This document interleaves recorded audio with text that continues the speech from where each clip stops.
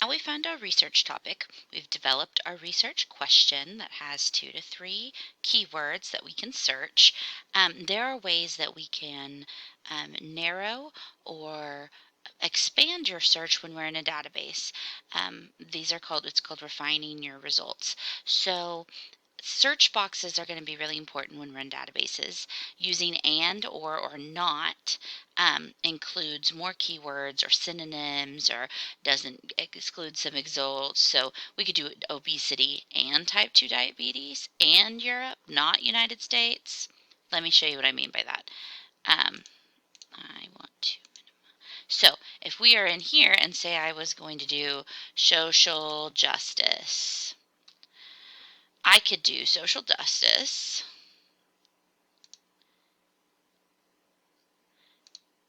and activism and social it's change, social change. I could search all of these. So if I were to search just one, I'm going to only find articles with just the term social justice in it. If I search this one and this one, I'm going to find ones that have social justice and the word activism. That's going to narrow it down, because if they never say the word activism in that article, and never write it, then it's not going to pull up when I say social justice. If I switch this to or, now it's going to pull up not just articles that say social justice, but it's going to say that or activism and social change. So let's do social change here, and I'll show you what I mean. So if I'm going to clear this one just and do it with 2. So if we were going to search for social justice and social change, and we just do a quick search on it, we get 1,596 results with and, because I have to have the same word, the phrase social justice and social change. If I switch this to or and search, my 1,596 results went to 86,341.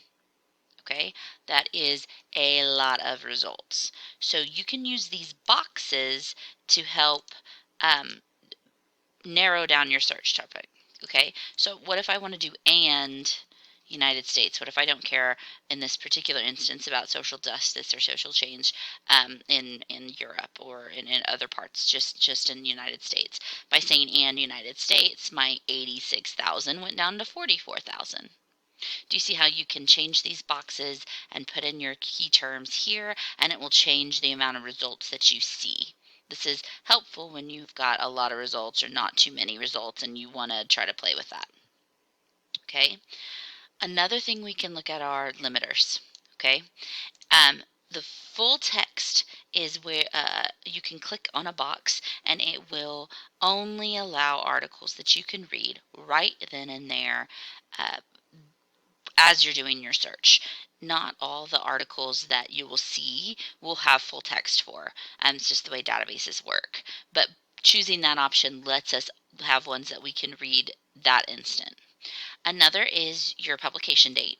The publication date, a lot of times, so like if we're doing social change, we just talked about, if we're doing social justice or social change as part of our research question, I don't want to do my topic on, say, social justice during the 1960s, because I'm doing my paper over social justice and change right now, currently.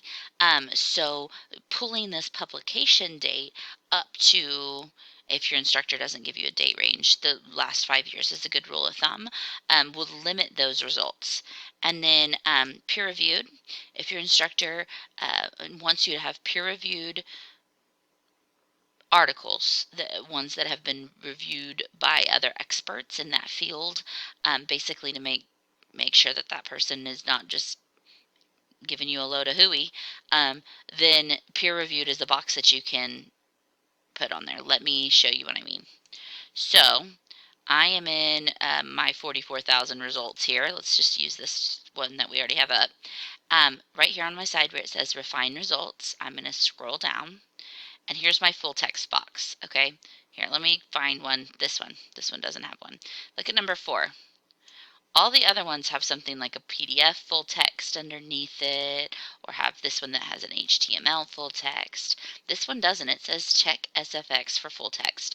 That means we do not currently have that full text available for it. So you can click on this. You could look at more information about this, but you're not going to be able to read this article.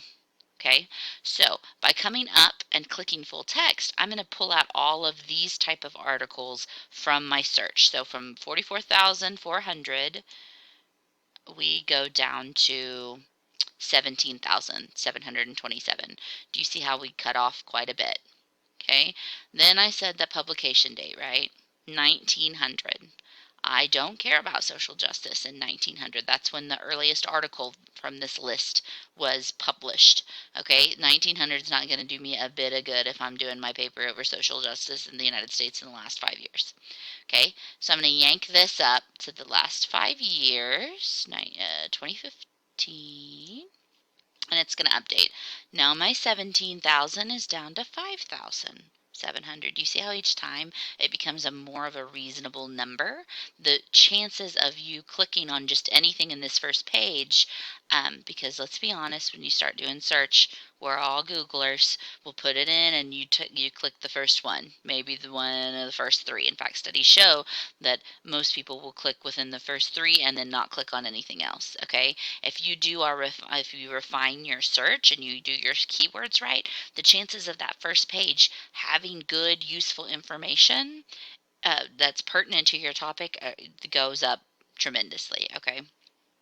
So we did full text, we did the publication date up through here, and we're able to, if we wanted to do peer-reviewed journals, we can.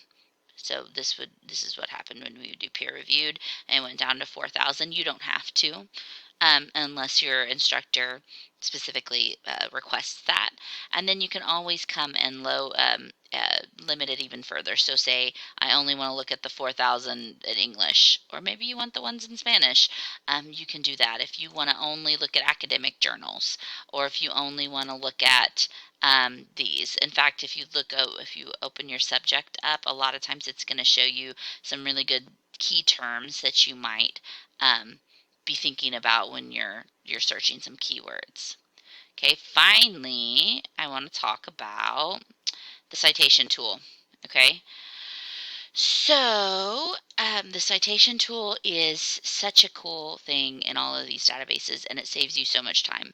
And I'm really old, and that's why I when I would go and do this and I would find my articles on the internet and stuff, I would have to go and use my MLA guidebook or my APA guidebook to create my citation. You don't have to. These databases do it for you, and it saves so much time. So if I were you doing my research, let me go back here and show you what I mean. Um, if I were you doing your research, I would have a thumb drive, or I would be on my own laptop and a place where I can save it. And every time I would look at an article, so say I wanted this one, and I would go and I would look at it, and I could read my abstract. Abstracts are really important because it's a summary of that article. Instead of having to go and read the full 5 pages here, I could read this and it gives me a summary about it. And if this summary is important, or it makes me think that, well, this article is going to have something useful in it, I can go and read this full article. If not, I can move on. Okay, but say I do, I'm going to download the PDF and I'm going to save it onto my flash drive or onto my Google Drive or onto my laptop, wherever I'm working. Okay. Um, I'm also going to have a Word document or some sort of document open, and I'm going to click this button. You see where it says Cite? And that's going to pull up this box. And you're going to have things like APA if you're nursing. Otherwise, MLA is generally what we use on this campus. And I'm going to come and copy this and paste it into a Word document and keep it. If I'm going to use this article for my paper, I'm going to come and get this citation and copy and paste it. This will save you so much time. And guys, this is right 99% of the time. Okay, this is going to be 100% right. So that's what I would do if I were you. I would come and I would get the PDF full text, save it, do cite, copy and paste the citation. Okay. And one thing, if you are copying and pasting um, into Word, do the paste like here. I'm going to show you. Um, I'm gonna. I'm actually gonna copy it. I'm actually gonna copy and paste it for you. So I'm gonna go to MLA. I'm gonna right click with my mouse. Oh goodness. I'm gonna copy. And then when I come back to my Word, that's the library website. When I come back to my Word document and I go to paste it, I am gonna, here, I'm just gonna do this. I'm gonna click, and when it goes to paste, I'm gonna do the one that keeps source formatting. Do you see that? If you click this one, you see how all of the italics goes away? So you wanna keep source formatting. Okay, and then you're still going to have to do things like do your hanging indent, but otherwise this one is completely right for that article. Okay, I hope this helped.